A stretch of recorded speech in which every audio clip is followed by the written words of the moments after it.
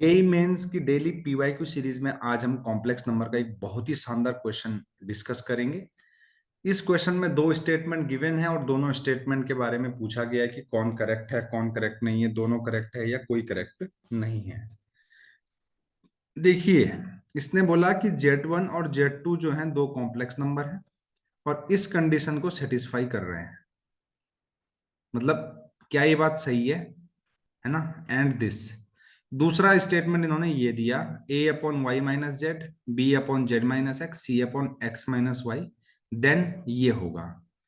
तो इन दोनों स्टेटमेंट में कौन सा सही है? अब ध्यान दीजिएगा, मैं आपको यहां पर कुछ चीजें बता देता हूं। a प्लस बी का मॉड्यूलस, अगर a और b दो कॉम्प्लेक्स नंबर है तो ये लेस देन इक्वल टू होता है mod of a plus mod of b से, है ना? इस चीज को हम यहाँ पे अप्लाई करेंगे, पहला कॉन्सेप्ट। दूसरा कॉन्सेप्ट हम यहाँ पे अप्लाई करेंगे कि जैसे a अपॉन बी है, इसको हम mod of a upon mod of b लिख सकते हैं। तीसरा यहाँ पर हम यूज करेंगे कि जैसे a के मैग्नीट्यूड का मैग्नीट्यूड निकालोगे तो आपको इतना ही मिलेगा, एक ही बात है। तो चलिए सबसे पहले हम इस क्वेश्चन में चलते हैं। यहाँ पर देखिए Z1 अपॉन Z1 का मैग्नीट्यूड है ना? Z1 और Z2 के मैग्नीट्यूड के बारे में डिस्कशन हो रहा है, तो चलिए हम इसको क्यों ना थोड़ा देख लेते हैं,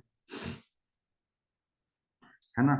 अगर आप इसको देखेंगे, ये इस पे ये वाली प्रॉपर्टी लगाएंगे तो क्या ये ऐसा हो जाएगा, Z1 upon Z1 plus, sorry ये Z2 था, Z2 अपॉन Z2 का मैग्नीट्यूड, ऐसा हो जाएगा। अब इस सेकंड प्रॉपर्टी को लगाएंगे तो ये कुछ ऐसा हो जाएगा, Z1 का मैग्नीट्यूड अपॉन Z1 के मैग्नीट्यूड का मैग्नीट्यूड प्लस Z2 का मैग्नीट्यूड अपॉन Z2 का मैग्नीट्यूड का मैग्नीट्यूड। अब मैंने क्या बोला, ये बात बराबर होती है तो ये कैंसिल हो जाएगा, ये कैंसिल हो जाएगा आपस में, तो ये बचेगा 2, ये लेस देन इक्वल टू 2 आ गया, है ना? ध्यान से देखिएगा, Z1 का magnitude plus Z2 upon Z2 का मैग्नीट्यूड, ठीक है? ये लेस देन इक्वल टू 2 हो गया, है ना?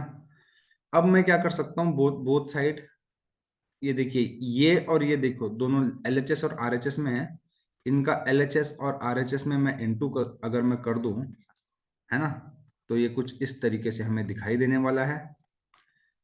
तो देखिए ये चीज तो हमने प्रूव कर दी ना, यही चीज तो लिखी गई है स्टेटमेंट में, इसका मतलब ये तो हमें ऑलवेज ट्रू है, तो स्टेटमेंट 1 तो ट्रू है।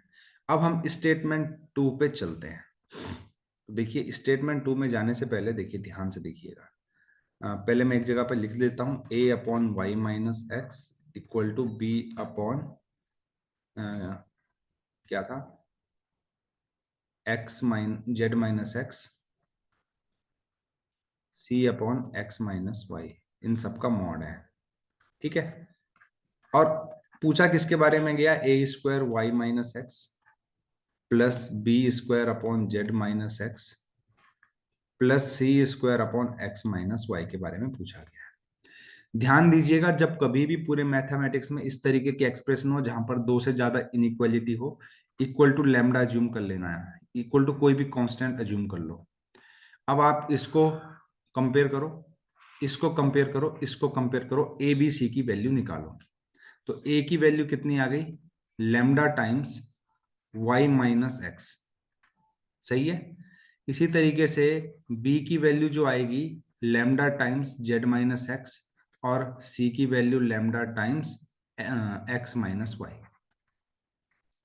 अब क्योंकि यहां इस एक्सप्रेशन में y का स्क्वायर इन्वॉल्व है तो आप क्या करो, स्क्वायर कर दो, स्क्वायर हो गया।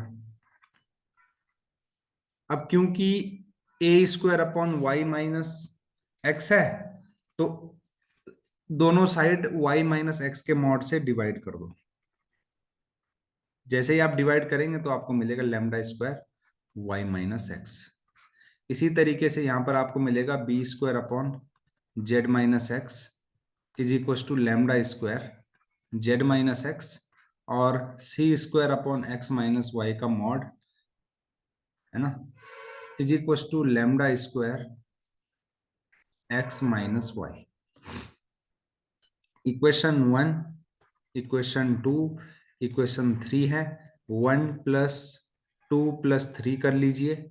जैसे ही करेंगे तो आपको क्या मिलेगा, ये वाला एक्सप्रेशन मिलेगा a² / y - x plus b² / z - x का mod plus c² / x - y का mod is equal to lambda square सब में है, कॉमन ले लो, y - x का मॉड प्लस z - x का मॉड प्लस x - y का मॉड, है ना।